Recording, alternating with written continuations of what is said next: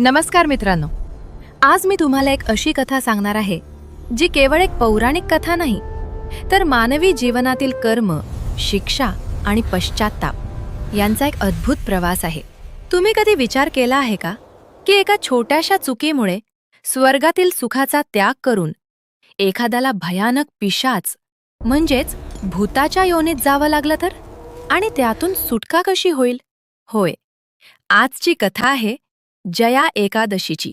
जरा विचार करा, आजची ही कथा फक्त ऐकल्याने तुमची आणि तुमच्या पूर्वजांची वर्षानुवर्षे अडकलेली पापं नष्ट होऊ शकतात तर? होय, हे सत्य आहे. पण त्याआधी मित्रांनो, मी ही कथा बनवण्यासाठी खूप मेहनत घेतली आहे, तरी पण लोक डिसलाईक करतात. जर तुम्हाला माझा हा प्रामाणिक प्रयत्न जर आवडला असेल तर व्हिडिओला लाईक आणि चॅनलला नक्की सबस्क्राईब करा. चला तर मग सुरू करूया. खूप खूप वर्षांपूर्वीची ही गोष्ट आहे. सत्ययुगाचा तो काळ असावा. ठिकाण होते साक्षात स्वर्गलोकातील नंदनवन. आहाहा, काय वर्णन करावे त्या नंदनवनाचे. जिथे पाहावे तिथे केवळ आणि केवळ सौंदर्य पसरलेले होते. पृथ्वीवर जी फुले कधीच कोमेजतात ती तिथे सदैव टवटवीत होती. पारिजातकाचा मंद सुगंध आसमंतात दरवळत होता. कल्पवृक्षाच्या छायेत गारवा होता आणि हवेत एक वेगळीच नशा आणणारी मादकता होती. अशा या पवित्र आणि सुंदर ठिकाणी देवांचा राजा इंद्र यांचा भव्य आणि दिव्य दरबार भरला होता.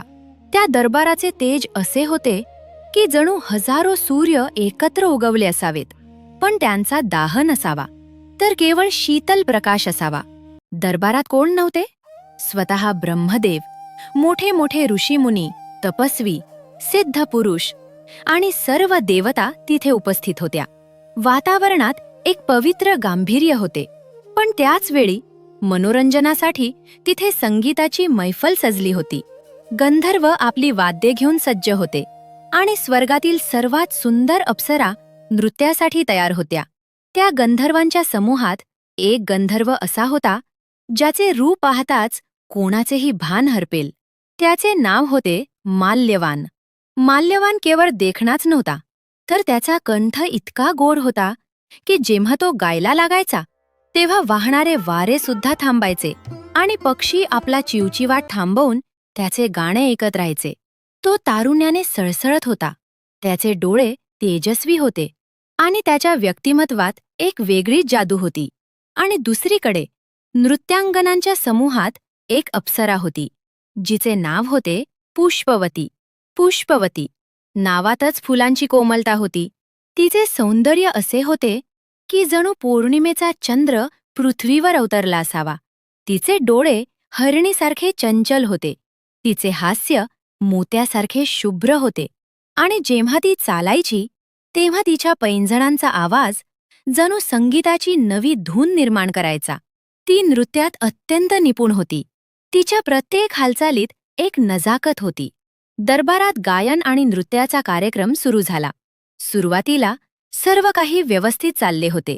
गंधर्वांचे स्वर आणि अप्सरांचे पाय तालात ताल मिळून वातावरण मंत्रमुग्ध करत होते. इंद्रदेव आणि सर्व ऋषीमुनी डोलत होते. पण म्हणतात ना, नियतीच्या मनात काहीतरी वेगळेच असते. गाता गाता अचानक माल्यवानाची नजर नर्तिकांमध्ये उभ्या असलेल्या पुष्पवतीवर पडली आणि त्याच क्षणी, त्याच एका सेकंदात काळाने आपला फासा टाकला. माल्यवान तिला बघतच राहिला. तिचे ते आरसपानी सौंदर्य, तिच्या चेहऱ्यावरील ते भाव पाहून तो स्वतःला विसरला. आणि इकडे पुष्पवती, तिची नजर जेव्हा माल्यवानाच्या तेजस्वी चेहऱ्यावर पडली तेव्हा ती सुद्धा घायाळ झाली. हे प्रेम नव्हते, हा केवळ मोह होता. काम वासनेचा तो तीव्र बाण होता ज्याने त्या दोघांच्याही विवेकाचा नाश केला. आता दरबारात काय चालले आहे?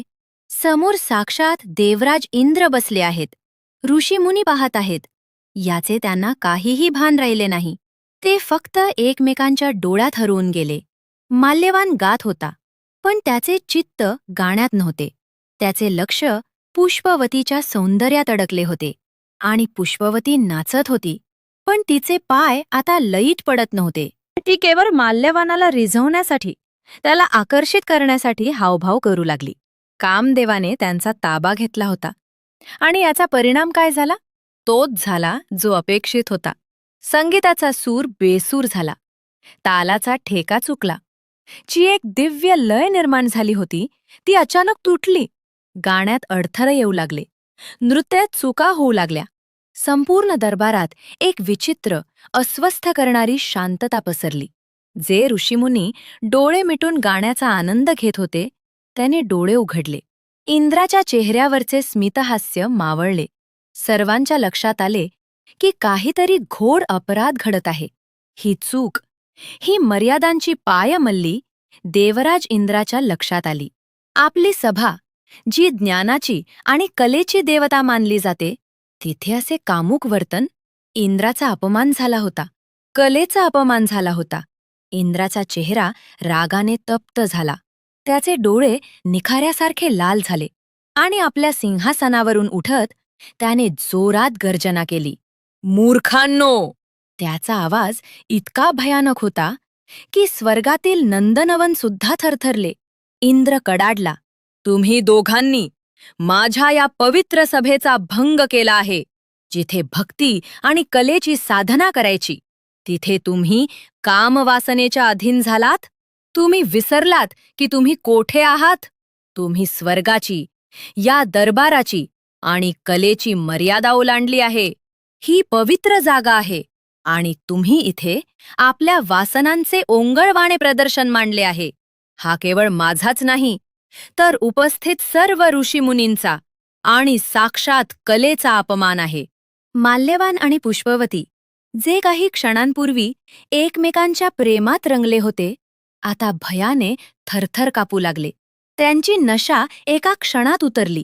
ते गुडघ्यावर बसले. हात जोडून गयावया करू लागले. महाराज, क्षमा करा. आमच्याकडून चूक झाली. आम्हाला माफ करा. पण इंद्राचा क्रोध आता शांत होणारा नव्हता. त्याने आपला अंतिम आणि कठोर निर्णय सुनावला. नाही, आता क्षमेला जागा नाही. पापाचे फळ हे भोगावेच लागते. मी तुम्हाला शाप देतो. जा, आत्ताच्या आत्ता या दिव्य स्वर्गातून भ्रष्ट व्हा. तुमचे हे सुंदर, कोमल आणि मोहक शरीर नष्ट होईल आणि तुम्ही मृत्यूलोकात जाऊन अशा रूपाला प्राप्त व्हाल ज्याची तुम्हाला स्वतःलाही किळस येईल. तुम्ही पिशाच व्हाल.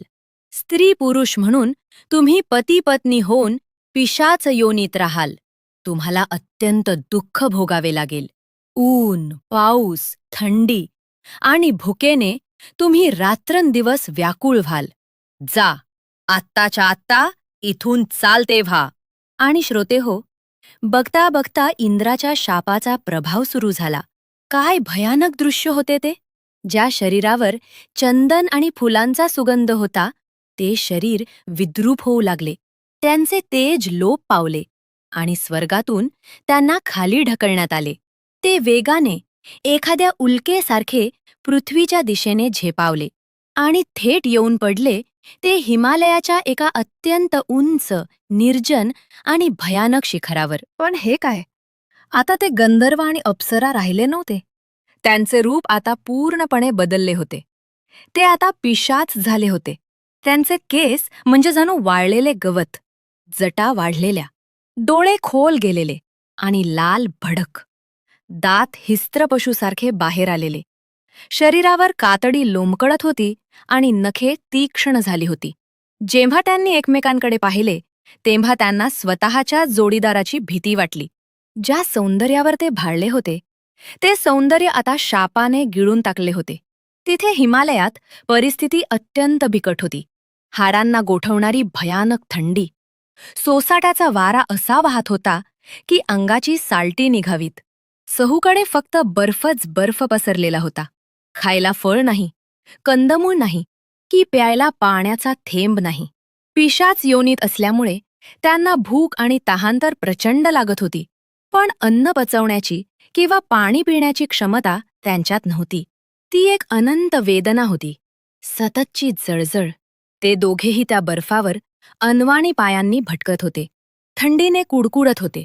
माल्यवान वेदनेने विव्हळत ओरडला, हे देवा, हे ईश्वरा, आम्ही कोणते घोर पाप केले होते. ही पिशाच योनी किती भयानक आहे. ना आम्हाला मृत्यू येत आहे, ना आम्हाला जगता येत आहे. हे दुःख आता सहन होत नाहीये. त्यापेक्षा आम्हाला नरकात टाकले असते तरी चालले असते. पण ही पिशाच योनी नको. पुष्पवतीची अवस्था तर त्याहून वाईट होती. ती रडत होती, पण तिच्या डोळ्यातून अश्रूंच्या जागी रक्त गोठत होते. ती माल्यवानाला म्हणाली, नाथ, मला खूप भीती वाटते. मला भूक लागली आहे, पण काय खाऊ? इथे तर फक्त दगड आणि बर्फ आहे. आपण स्वर्गात किती सुखी होतो. केवळ एका क्षणभराच्या सुखासाठी आपण आपला आनंद गमावला. पश्चात्तापाची आग त्यांना आतून जाळत होती. असेच दिवस जात होते. ते दोघेही एका वाळलेल्या झाडाखाली कसेबसे दिवस काढत होते. प्रत्येक क्षण त्यांना युगासारखा वाटत होता. आणि मग नशिबाने एक वेगळे वळण घेतले. योगायोगानं ज्या दिवशी त्यांचे हाल शिगेला पोहोचले होते, तो दिवस साधासुधा दिवस नव्हता. तो दिवस होता अत्यंत पवित्र असा. माघ महिन्यातील शुक्ल पक्षातील जया एकादशीचा दिवस. त्या दिवशी काय झाले बघा. सकाळी उठल्यापासून त्यांना खायला काहीच मिळाले नाही. त्यांनी शिकार केली नाही की कोणतेही फळ खाल्ले नाही, कारण तिथे काहीच उपलब्ध नव्हते. म्हणजे त्यांचा पूर्ण दिवस निराहार गेला. त्यांनी अजाणतेपणी कडक उपवास केला. त्या दिवशी त्यांनी एकमेकांशी भांडण केले नाही, कोणाला शिव्याशाप दिले नाहीत. उलट ते आपल्या पापांची आठवण करून रडत होते आणि देवाची क्षमा मागत होते. म्हणजे त्यांचे मनही शुद्ध झाले होते. आणि सर्वात महत्वाची गोष्ट, त्या दिवशी सूर्य मावळला आणि रात्र झाली. हिमालयातील ती रात्र काळ रात्र होती.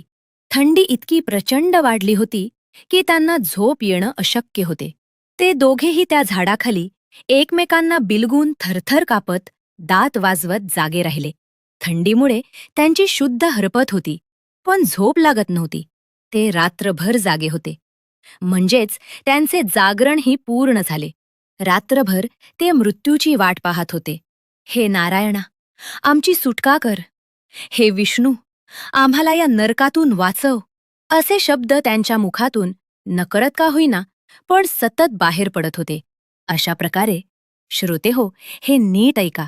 अशा प्रकारे त्यांना माहीत नसतानाही पूर्ण श्रद्धेनं आणि कडक नियमानं त्यांच्या हातून जया एकादशीचे महाव्रत संपन्न झाले.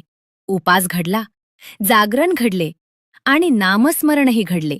ती भयानक रात्र संपली आणि दुसऱ्या दिवशीची सकाळ उजाडली. ती होती द्वादशीची पवित्र पहाट. पूर्व दिशेला लाली पसरली आणि सूर्यदेवाची पहिली सोनेरी किरणं त्या हिमालयाच्या शिखरावर पडली. आणि त्याच वेळी एक अद्भुत, अविश्वसनीय चमत्कार घडला. आकाशातून एक दिव्य निळा प्रकाश वेगाने खाली आला आणि त्यानं माल्यवान आणि पुष्पवतीला कवेत घेतले. त्या प्रकाशाचा स्पर्श होताच, काय आश्चर्य, त्यांचे ते भयानक कुरूप पिशाच शरीर गळून पडले. त्यांची ती वाढलेली नखे, ती विद्रूप त्वचा, तो पिशाचाचा अवतार कुठल्या कुठे नाहीसा झाला. आणि त्या जागी पुन्हा एकदा उभे राहिले ते अत्यंत सुंदर, तेजस्वी आणि दिव्य माल्यवान आणि पुष्पवती. त्यांना त्यांचे मूळचे गंधर्व आणि अप्सरा रूप पुन्हा प्राप्त झाले होते. त्यांची कांती पुन्हा सोन्यासारखी चमकू लागली. अंगावर पुन्हा दिव्य वस्त्रे आणि अलंकार आले. माल्यवानाने स्वतःच्या हातांकडे पाहिले. पुष्पवतीने आपला चेहरा पाहिला. त्यांचा आपल्या डोळ्यांवर विश्वासच बसेना. त्यांचा आनंद गगनात मावेनासा झाला. ते आनंदाने रडू लागले. पण हे अश्रू आनंदाचे होते. त्याच वेळी आकाशातून घंटा नाद ऐकू आला. स्वर्गातून एक सुसज्ज, फुलांनी सजवलेले विमान खाली उतरले. गंधर्वांनी आणि देवांनी त्यांच्यावर पुष्पवृष्टी केली. त्या दोघांनी त्या दिव्य प्रकाशाला, साक्षात भगवान विष्णूंना मनोमन साष्टांग नमस्कार केला. आणि ते त्या विमानात बसून पुन्हा एकदा आपल्या हक्काच्या जागी स्वर्गाकडे निघाले. जेव्हा ते दोघे स्वर्गाच्या प्रवेशद्वारावर पोहोचले आणि त्यांनी इंद्राच्या दरबारात पुन्हा प्रवेश केला, तेव्हा तिथे उपस्थित असलेले सर्व देव आणि खुद्द इंद्रदेव सुद्धा थक्क होऊन पाहू लागले. त्यांना त्यांच्या डोळ्यांवर विश्वास बसेना. इंद्रदेवाने आश्चर्याने विचारले, हे गंधर्वांनो, हे कसे शक्य आहे? माझा शाप तर वज्रासारखा कठोर होता. त्यातून सहसा कोणाचीच सुटका होत नाही, जोपर्यंत त्याचे भोग संपत नाहीत. मग इतक्या लवकर तुमची पिशाच योनीतून सुटका कशी झाली? तुम्हाला पुन्हा हे दिव्य शरीर आणि हे तेज कसे प्राप्त झाले? नक्कीच तुम्ही काहीतरी महान पुण्य केले असणार. तेव्हा माल्यवानाने अत्यंत नम्रपणे मान खाली घालून हात जोडून उत्तर दिले, हे देवेंद्र, हे सुरेश्रवरा, हे सर्व त्या परमपिता त्रिलोकाचा स्वामी भगवान श्री विष्णूंच्या असीम कृपेने झाले आहे. आणि त्याहूनही विशेष म्हणजे जया एकादशीच्या व्रताच्या प्रभावाने हे घडले आहे. आम्ही अजाणतेपणी का होईना, पण माघ शुक्ल एकादशीचे म्हणजेच जया एकादशीचे कडक व्रत पाळले. त्या दिवशी आम्ही पूर्ण निराहार होतो आणि रात्रभर थंडीमुळे आमचे जागरण झाले. आम्ही सतत ईश्वराचा धावा केला. त्या पवित्र व्रताच्या पुण्याईमुळे भगवंत विष्णू आमच्यावर प्रसन्न झाले. त्यांनी आमची पिशाच योनीतून कायमची मुक्तता केली आणि आम्हाला पुन्हा हे जीवन दान दिले. हे ऐकून इंद्रदेव अत्यंत प्रसन्न झाले. त्यांनी सिंहासनावरून उठून सांगितले की हे गंधर्वांनो, तुम्ही आता धन्य झाला आहात. लक्षात ठेवा, जे लोक एकादशीचे व्रत पूर्ण श्रद्धेने करतात ते साक्षात भगवान विष्णूंना प्रिय असतात आणि जे विष्णूंचे भक्त आहेत ते माझ्यासाठीही वंदनीय आहेत. तुमचे पाप धुतले गेले आहे. आता तुम्ही पुन्हा नंदनवनात आनंदाने राहू शकता. तुमचे स्वागत असो. संपूर्ण दरबाराने टाळ्यांच्या कडकडाटात त्यांचे स्वागत केले आणि पुन्हा एकदा नंदनवनात आनंदाचे वारे वाहू लागले. तर श्रोते हो, ही होती जया एकादशीची पावन आणि रंजक कथा. ही कथा आपल्याला खूप काही सांगून जाते.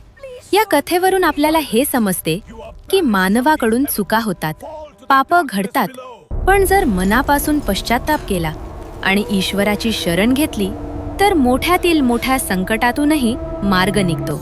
या एकादशीचे महात्म्य किती मोठे आहे बघा.